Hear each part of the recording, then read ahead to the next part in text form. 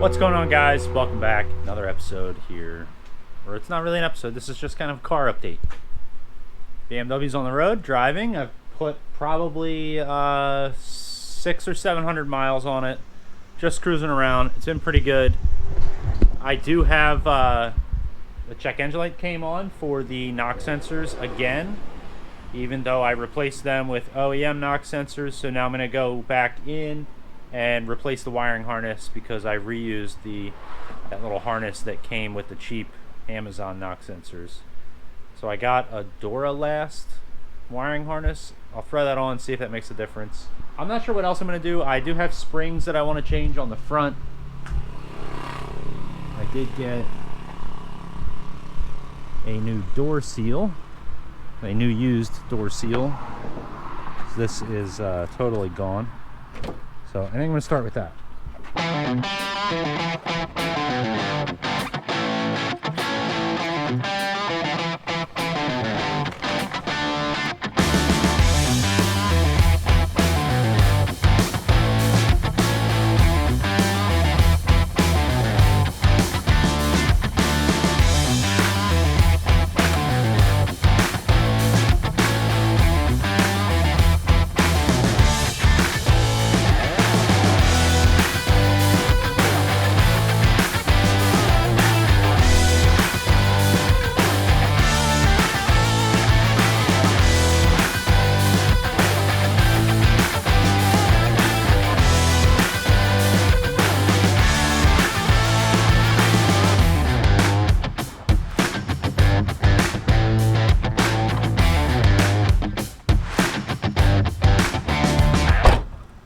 One thing done. Alright, I'm going to replace that wiring harness for the knock sensors now. So let's get to it.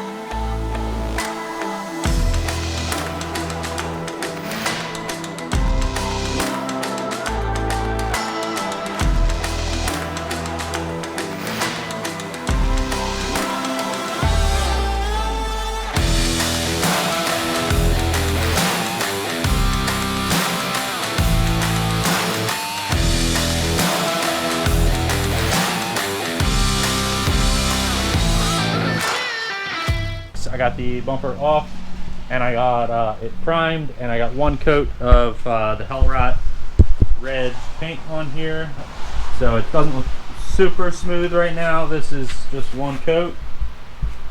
I got two more coats to do, and then 2 coats of clear. So this is what I'm working on, and it just started raining, so probably not the best conditions to be painting in, but I also did get the hood latch working, and threw the hood on here.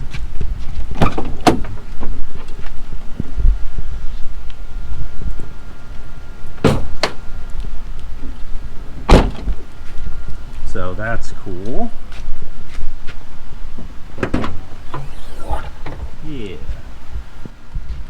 So it's kind of becoming more and more of a street car, rather than like some crazy Frankenstein thing driving around without a hood and with no mufflers. Oh, I got a muffler as well, and I got a fender roller that's in this box here. I haven't unboxed it yet, but I got a fender roller so that I can roll the rear quarter panels, because that thing is so low.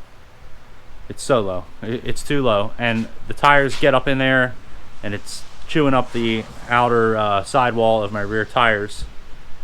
And I got some new tires coming for it, and I don't want to chew them up, so I'm going to roll them. And I also got a cutting board, one of those poly cutting boards, and I'm going to cut out spacers out of that to space the rear. So maybe I'm hoping I can get a 1/2 inch of height out of the rear. If I do that and roll it, I think I'll be happy with how it sits. I had these other springs. These are like no, those are the springs that were on the car. They're yellow H&R springs. I put blue H&R springs on. I thought that they would raise the car up. They didn't really raise the car up, but they do feel a little stiffer, so I'm going to leave them on. But I had, somewhere around here, I have Raceland rear springs with the adjustable spring perches. And I don't want to run those Raceland springs because they kind of suck. But I was going to run the spring perches, the adjustable perches, so that I could raise the car up with the H&R springs. But they don't fit. The H&R springs are too small to fit. So let me see if I can find them. Here they are. So here's the Raceland springs. And then it has these spring perches, right? So that goes in there, and then you're able to like unscrew this and raise the car up that way. But this is the H&R springs, and these are the same shape as the ones that are in the car now. This what doesn't fit because the spring comes to a too tight of a wind. So I guess you have to run a spring that's designed to run this spacer because it doesn't coil in as tight at the end. So yeah, so I'm gonna do the spacers.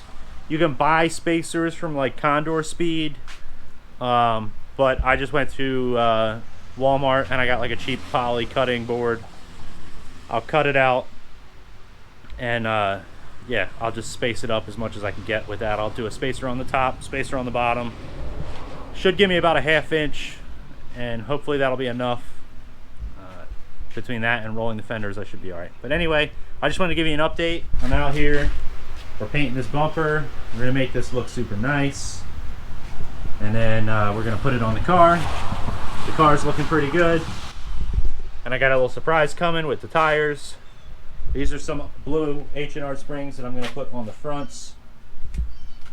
I just have to actually get in there and take the strut off to replace the red H&Rs. I don't know which ones are better.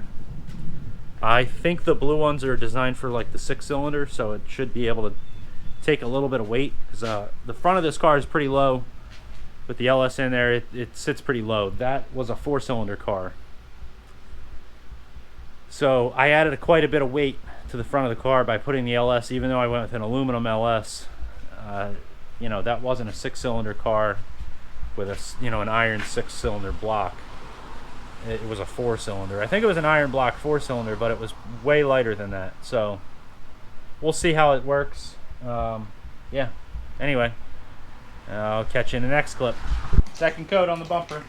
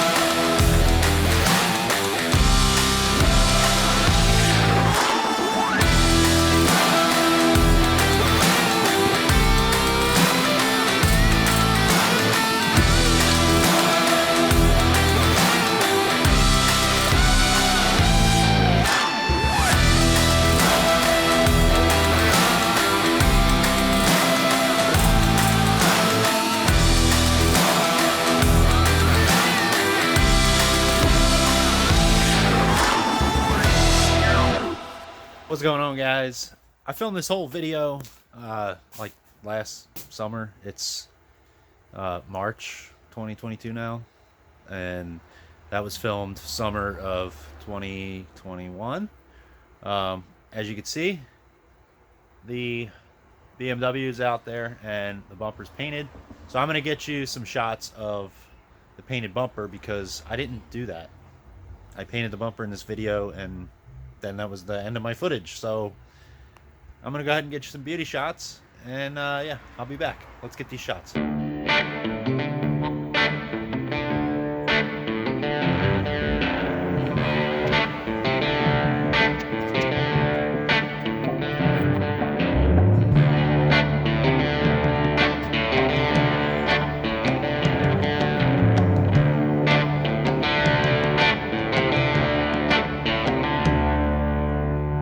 So that's pretty much what I can do on my cell phone for you. But anyway, it's painted. There's a whole bunch of stuff different with it. I have more videos coming out to bring you guys up to date. I think I'm probably going to do maybe like 3 more videos that are like episodes of building the E36. And then it's going to go into, you know, taking it to quarter-mile drag strip and seeing what it runs, taking it to the dyno and see what it puts down on the dyno. So yeah, thanks for being patient, guys, and I appreciate everybody who's subscribed. My subscriber numbers are nearing 700 subscribers, which to me is amazing because I remember it seems like just yesterday I had like 5, and it was all people who I was like, hey, I started a YouTube channel, you're my friend, subscribe. But most of you are strangers, and I appreciate the fact that you hit that subscribe button. So more content coming. I got a bunch of stuff for the Trailblazer. That's on its way to get that back on the road, because right now it's kind of just been sitting here. Today's about the Beamer, and here it is. So let me give you a look around under the engine bay real quick before we end the video off. There she is in all her glory. A couple things have changed. I have a new catch can for more ventilation, because that actually became a problem. You'll see in a future episode. But the other one's coming off the back of the valve cover here. They had a little bung welded there, goes around. Boop, boop, boop, boop, boop. And then in here is the catch can. Not sure if you can see that, but makes it easy. I can go in under the bumper and empty it. So far I've been getting water out of that catch can, and I'm not sure. I don't really drive this in the rain, so I don't think it's because water's getting in there. I think it's just because it's been so cold. I'm actually getting like a lot of condensation out of the motor, so I guess it's doing its job. Other than that, I haven't really had too many problems. I did have a problem where I removed the motor to fix it, and that problem was on the dyno, and you'll see that in the dyno video, which is coming up shortly. I think I have 2 more videos before we hit the dyno, so stay tuned. Anyway, thanks for watching, thanks for subscribing, and I'll catch you all next time.